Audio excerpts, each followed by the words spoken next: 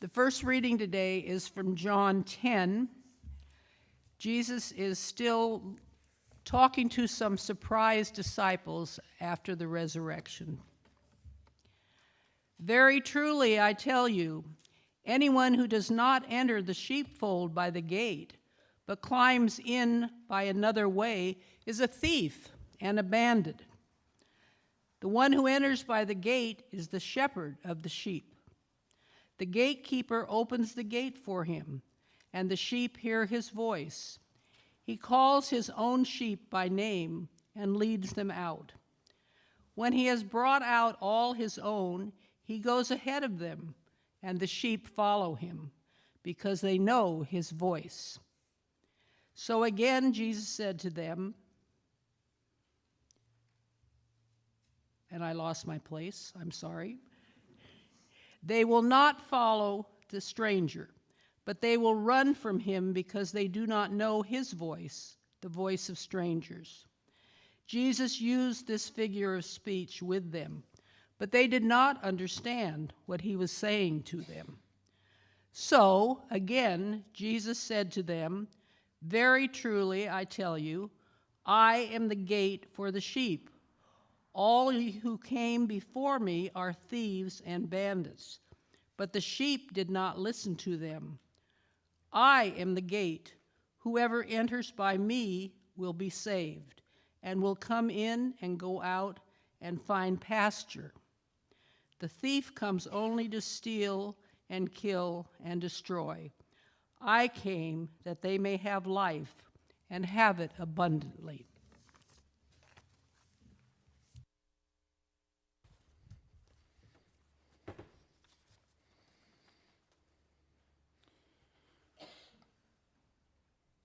Well, if you haven't figured it out, you probably recognize that this morning is Good Shepherd Sunday. Each year, the fourth Sunday of Easter has a reading from John chapter 10, in which we hear about the Good Shepherd. This is the only place in the Gospels where Jesus identifies himself by that term. Now, each year we have a different section of John 10, and the main reading this Sunday is from John 10, 22 through 30. But Sharon just shared the first part of the chapter. It helps to give a little context as these are spread over 3 years.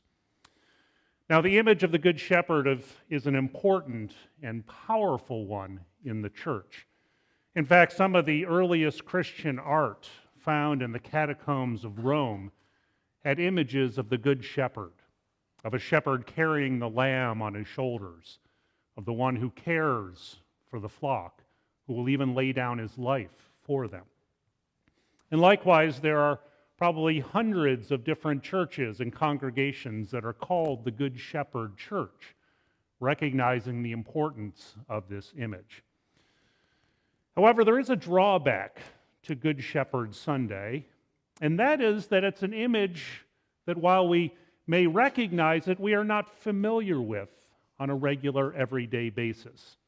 I think most of us probably don't run into shepherds very often. We don't have sheep running around. Maybe some of us do, or maybe had childhood memories of that. And as a result, I think we sometimes bring a sentimental and often inaccurate view to what sheep and shepherds are all about. So let's look at a little background just briefly before I read our second passage this morning. Now, the reality of shepherds is that their lives were not easy or romantic. It was hard, back-breaking work that often left them separated from their communities and their kinfolk as they were out in the fields often with the animals, not being able to participate in the life of the community. In our story today, the setting is probably a first-century Mediterranean village. And it would have been quite normal for families to have 2 or 3 sheep of their own.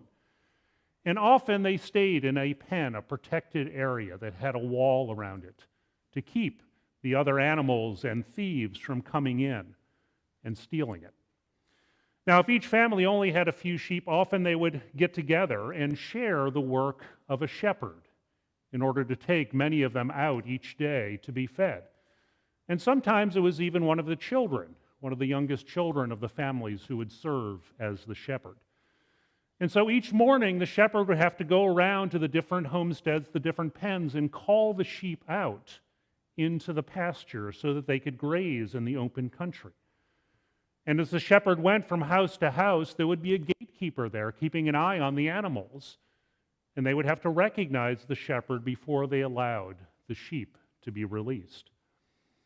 The walls of these courtyards, as I said, were often high and covered with briars and brambles to keep out those who might come and try to steal or to take away the sheep that were owned by these families. In the evening, the shepherd would often serve literally as the gate, who would lay in front of the door, and the sheep would come and walk in between the shepherd's legs, and he would look at them each time. He would inspect them if they were scratched, if they were injured. He would often anoint their wounds with oil.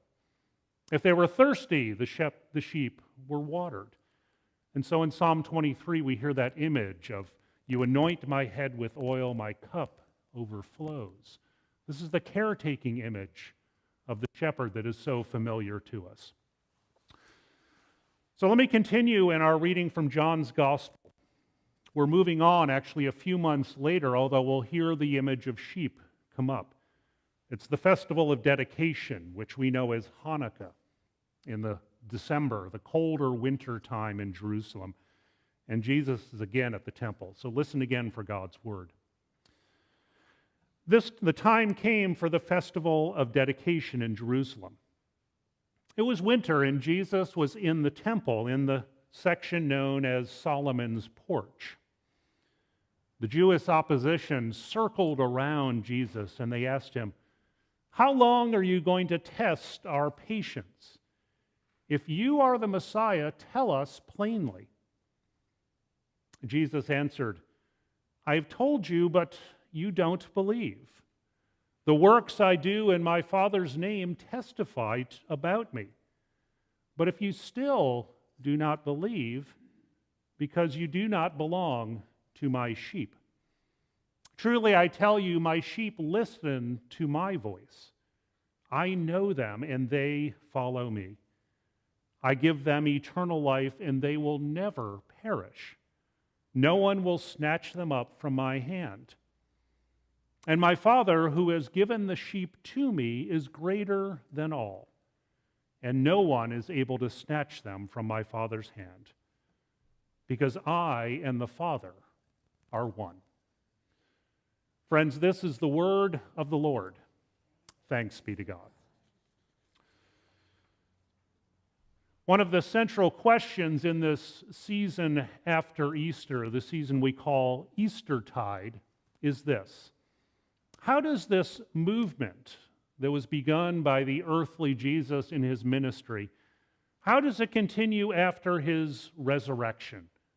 After his resurrection and ascension into heaven, and he leaves behind this band of disciples.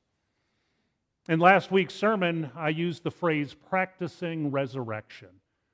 And that's the question: how does this group go about practicing the resurrection? How do they go on as a community of faith? Last Sunday, we heard the story from John 21, the very end of John's Gospel. It's the last after Easter appearance by Jesus in the Gospel. And you remember Peter and the other disciples had returned back to their home territory in Galilee. They were out fishing on the Sea of Tiberias, and Jesus shows up at all places on the beach. And there he not only prepares and cooks them breakfast, but also serves them a food after a fruitless night of fishing by his disciples.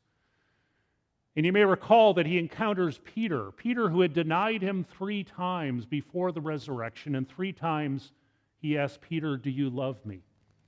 And each time he gives Peter a task.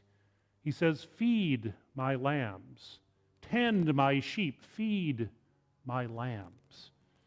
And so we begin to see this picture of the shepherd and caring for the lambs as an important one for this new resurrection community. I think we all know that the picture of Jesus as the gentle shepherd with the staff in his hand, leading the sheep and lambs back home, is a familiar one that we have seen again and again. But have you ever wondered why that is such an important image in the early church? Why was it painted on those catacombs in early Rome? And why does John bring it up here? Because after all, in Jesus' time, shepherds were not highly esteemed or looked upon very favorably.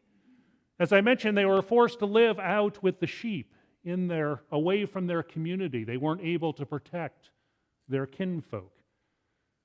Remember the story of David from the Old Testament when we're first introduced to him. Samuel comes and all of the older brothers are brought before him to be anointed. David is left behind as the youngest son. You remember he was out tending the sheep, the least important of all the sons. He's not concluded in that lineup until the end. And shepherds were, of course, widely reputed not to be reliable. They were even seen often as being devious. They weren't allowed to testify in court because people would not believe their words. And so in some ways, it's a confusing image of why Jesus calls himself the Good Shepherd. But in doing so, Jesus is drawing on a deep well of the Jewish scriptures that would have been familiar to his people. We, of course, know a familiar Psalm 23, which we read a portion of during our prayer of confession this morning, where the Lord is called my shepherd. He's the one who guides us through that dark valley of death, the one who cares for us, who anoints us and gives us water, gives us pasture, and is with us all the days of our lives. Jesus may also have been looking back to Ezekiel 34. Now, Ezekiel was not necessarily known for his comforting words. He was often very challenging. But in Ezekiel 34, he says that God is like a shepherd who seeks out and finds the scattered sheep of Israel and returns them back home to a safe and prosperous place. He rescues them from the days of darkness. And finally, Jesus may also have been referencing three of the most important figures in the Old Testament: Abraham and Moses and David, all of whom at one time or another were shepherds. And so Jesus, I think, is trying to recall these wonderful images from the Old Testament, when here in John 10 he reveals himself as the Good Shepherd, just as has been promised throughout the Scriptures. And so Jesus here is maybe trying to say he's the fulfillment of a promise that was given decades and millennium ago to his people, that he will guide and protect as God has promised. And so I think Jesus is trying to remind us that God loves us just as much as a shepherd loves the sheep. And he's going to do the things that a real shepherd would also do. He's going to seek us out and find us when we are lost. He'll lay his body across the gate in order to protect us throughout the darkness of night. He'll go into those dark canyons ahead of us, the valleys, and checking for any danger that might be there. The shepherd will use the staff to clear out the field of any poisonous stakes or plants that might endanger the sheep. And he will, of course, lead us to the rich and green pastures where he'll feed us and is even willing to lay down his life for us. And maybe most important of all in this understanding of shepherds is that we will know him so well that we will recognize the sound of his voice. Think of that. Think of the promise that is being made here, that God will reveal God's self to such an extent that we will recognize the voice speaking to us. Think for a moment of the people you know so well that you recognize their voices. People maybe you haven't spoken to in years or decades, but when you hear that voice, you know immediately who is speaking.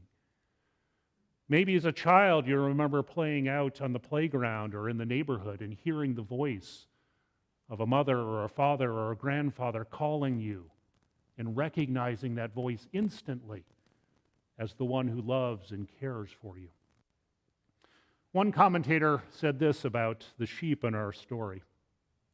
She said, sheep seem to consider the shepherd to be not just their leader, but also part of their sheep family. The shepherd and the sheep even develop a language of their own, like a parent of a newborn child.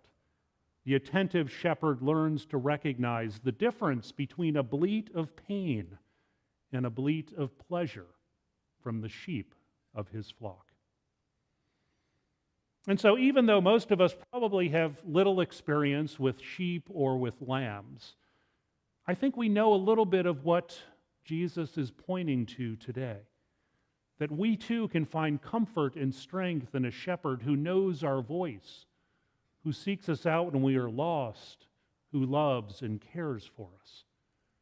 The one who will lead us, Jesus says, to abundant life. I heard another story a few years back around this story, this understanding of what shepherds do. It's an amusing story about a pastor who was in England, and he was guiding some of his parishioners on a trip. They were going to see the Holy Land together. One day on their bus, they were going by and saw a large flock of sheep, and the pastor began to explain some of the local customs. And so the story goes, he put on his authoritative pastor voice. We all know what that's like.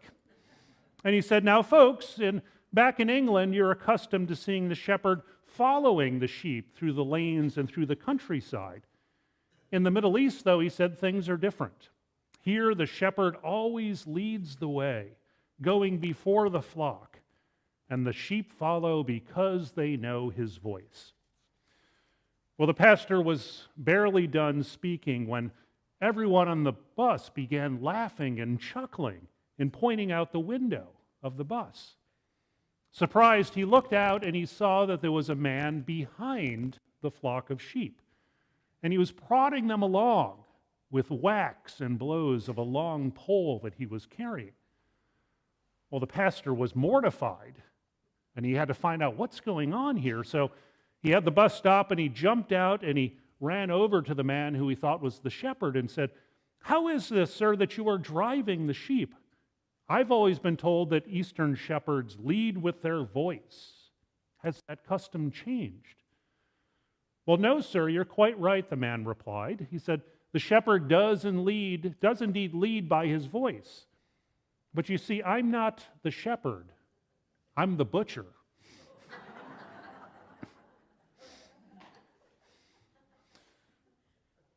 That story is, for me, a reminder that wrapped up in this image of the shepherd is also a warning about dangers in the world. Dangers that maybe we often overlook.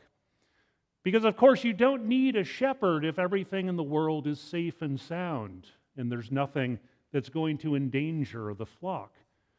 You only need a shepherd if you need to be guided and led, if you are vulnerable and in need of protection. And so Jesus in our story today indeed says there are those who are going to attempt to lead the sheep away. There are thieves and bandits, he says, those strangers whose voices they will not recognize, who will try to snatch them away from him and from the Father. These voices intend harm for the sheep and will lead them to places where they should not go. And so we need to be attentive and know that we are listening to the correct voice. The late Henry Nouwen wrote this. He said, there are many voices that will be asking for our attention. There's a voice that says, prove that you are a good person. Another voice that says, you should be ashamed of yourself. Another voice that says, nobody really cares about you. And maybe one that says that if you need to be successful and popular in order to be loved. But underneath all of these very insistent and noisy voices, he says, there is the still small voice that says, you are my beloved. My favor rests upon you. That is the voice of the Good Shepherd, the one who loves and protects his flock.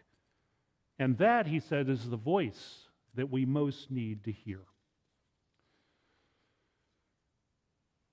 And so on this Good Shepherd Sunday, we are reminded not only do we have the one who watches over and protects us, but also that we can too be vulnerable and that we need to listen closely for the voice. These Sundays after Easter often focus on the power of the resurrection to send us out and to do the mission and to share the good news of God. But today, they also remind us that we need to be careful, that we too need tending and caring and watching over as we go out. As Jesus said, the sheep hear my voice, I know them, and they follow me.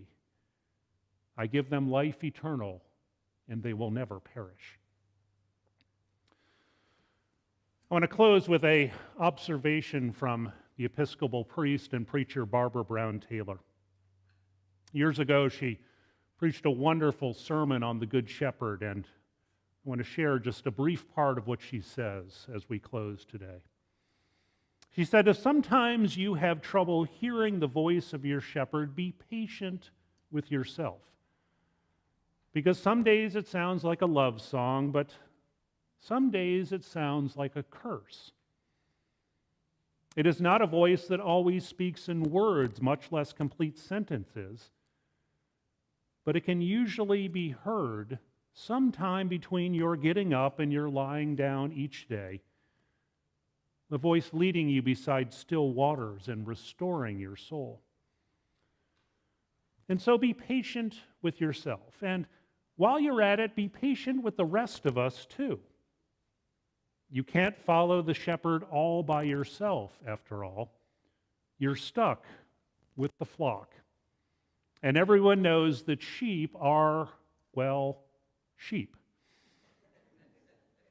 They panic easily, they get frightened, and they have a tendency to get into headbutting contests.